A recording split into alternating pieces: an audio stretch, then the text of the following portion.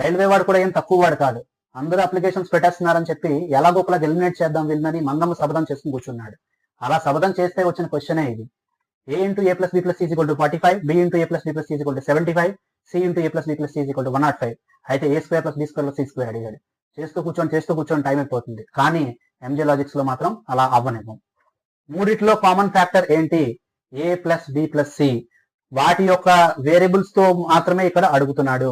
So ఇక్కడ common factor ఎప్పుడైతే మనం కన్సిడరేషన్ లో తీసుకుంటున్నామో రైట్ హ్యాండ్ సైడ్ కూడా కామన్ ఫ్యాక్టర్ అనేది కన్సిడరేషన్ లో తీసుకోవాలి. What is the common factor among these three? is HCF, highest common factor. What is the common factor among 45, 75 and 105?